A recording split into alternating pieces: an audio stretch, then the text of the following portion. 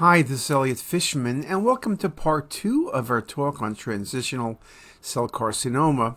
We finished part 1 talking about some of the challenges of some of the larger lesions that infiltrating tumors can look very much like renal cell carcinoma or lymphoma, and I showed you these two cases of transitional cell carcinomas, both of which were high-grade tumors with metastasis.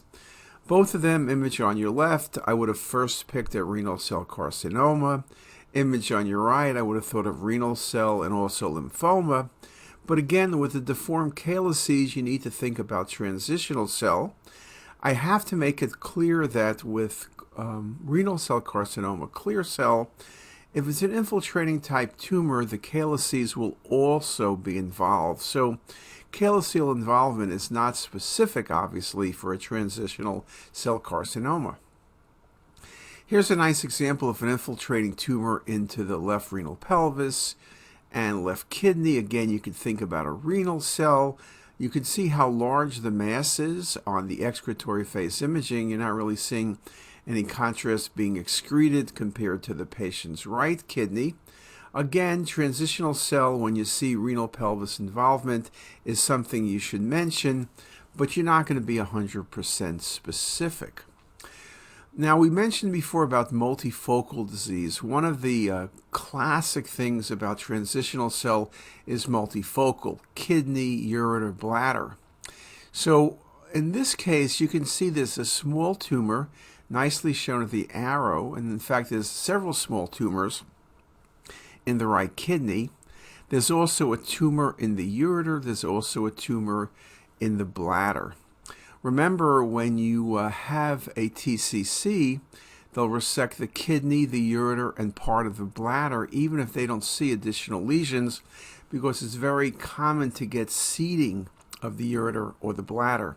So again, these tumors can be very difficult to pick up, like they're small here, right? So you need to look very, very carefully, and again, satisfaction of search. Hematuria, you find a small tumor, you're pleased with yourself, be pleased for a couple seconds, then look carefully and look for other sites of disease. Another example, non-contrast, you can see the mass in the kidney, and then you look, and this is where I like the cinematic or the MIP. You can see the multiple lesions in the ureter. It's hard to follow the ureter sometimes when you're looking at axial imaging, particularly when the lesion is small. But here, look at the multifocal disease you really can nicely see. So again, you need to be very, very careful. As I mentioned previously, MIP imaging is very valuable, but we are putting a lot of effort looking into volume imaging with cinematic rendering and see how helpful it indeed can be. Another example, infiltrating tumor, left kidney, upper pole. There's calyceal deformity, there's adenopathy, there's tumor in the ureter. Again, a really nice example of multifocal disease. The larger the primary tumor in the kidney is, typically the more likely you are going to have additional sites of disease and also the presence of adenopathy. Another example here, very nicely, where the patient had hematuria. There's the tumor in the patient's bladder, multiple lesions in the calyces, in the renal pelvis, all nicely seen. Or in the second case, amputation upper pole calyces, numerous tumors in the pelvis. You can see it here early on, enhancing a little bit, and on the excretory phase imaging. Again, making the point, even if you only had a single phase, so let's say, for example, you're looking at an abdomen with a single phase and maybe you weren't looking for hematuria, when you evaluate the kidneys, look very carefully, look at the pelvis. If you see any soft tissue density, you really have to be suspicious about malignancy. Now, I mentioned there are a lot of potential pitfalls, right? We said that. We mentioned, just a simple renal cell, particularly when a TCC is large, can look very similar. So some of the mimics, what can we think about? Renal cell, we could talk about lymphoma for infiltrating tumors. Sarcomas are rare no matter what. Mets occasionally. Pyelonephritis can deform the calyces. Contusion, often you'll have a history. Changes post-radiation therapy.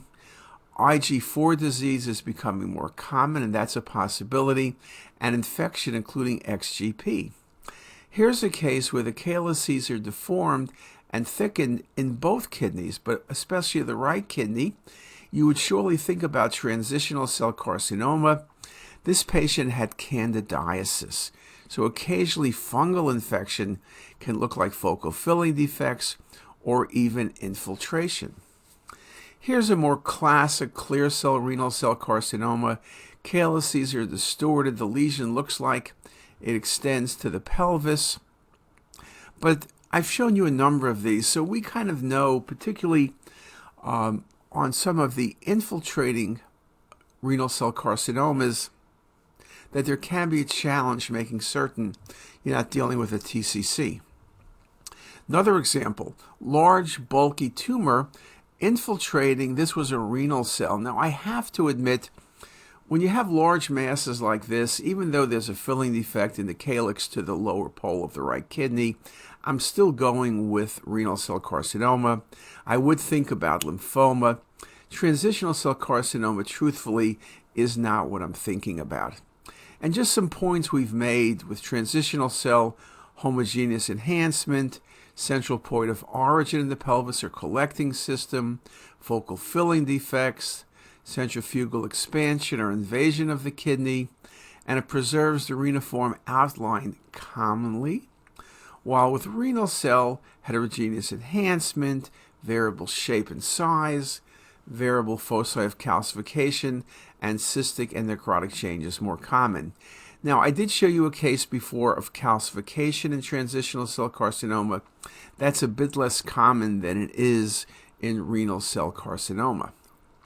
This was an oncocytic neoplasm, again, fairly well-defined, pushing into the renal pelvis, causing some calyceal distortion. And you could see why this, at least you would think about a TCC, but the way the mass is situated, to me, I would have gone with a renal cell carcinoma. Another example, there's an infiltrating tumor by the left renal pelvis extending into the kidney, involving the ureter. There are a lot of nodes present. When I start seeing lots of nodes, I tend not to think about transitional cell carcinoma, and I think more about lymphoma when it's infiltrating. This was a marginal zone lymphoma, but you could see why you would consider, when you look at the kidney only, an infiltrating TCC in the renal pelvis.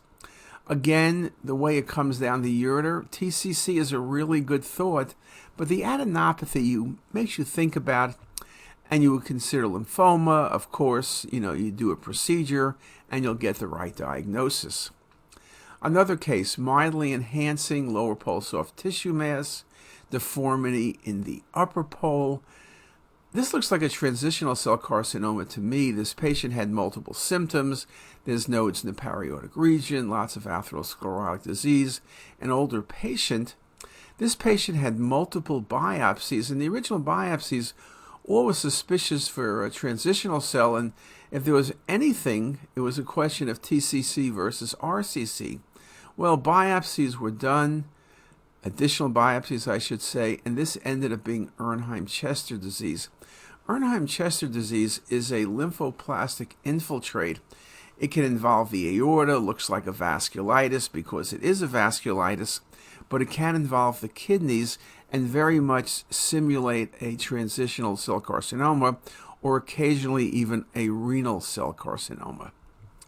Another example, infiltrating tumor, or what looks like an infiltrating tumor in the right kidney on the early phase imaging and on the excretory phase imaging. This ended up being inflammatory disease. But I have to admit, when you look at the pelvis, the only question you really have is this TCC? Is this lymphoma?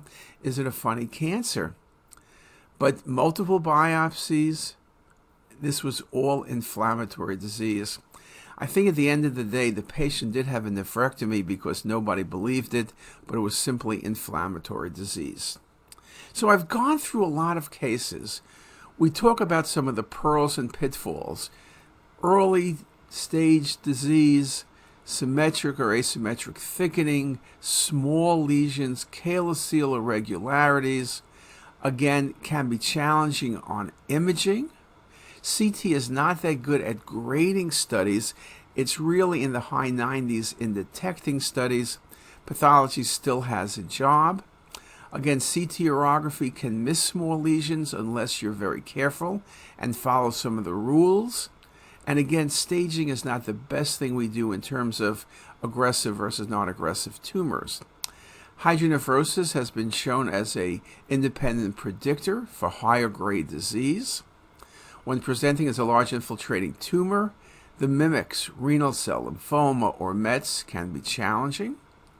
Focal or occasionally diffuse wall thickening or nodule mass should raise concern for malignancy, though we have shown just a few moments ago that certain benign entities, Arnheim-Chester, infection, can simulate malignancies, but again, that's always going to be a challenge.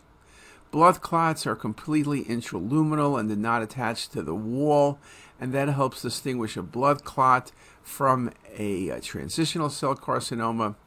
Occasionally, fungal balls of slough papilla can cause some difficulty in diagnosis, but usually that's not going to be the case.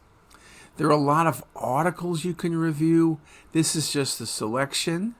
We have a lot of really good cases on CTisus for transitional cell carcinoma in the kidney section. I would look there. Look under our pearls section. We have hundreds of really good pearls. And if you're not sure, just listen to this lecture again. And with that, I wish everybody a great day, and thank you for paying attention. If you like this video, make sure to subscribe to the CTisus YouTube channel. You can also visit us at ctisus.com for even more videos, plus quizzes, pearls, protocols, and oh so much more. We're also in the App Store and have well over a dozen apps for iPhone and iPad, all completely free. Thanks for watching.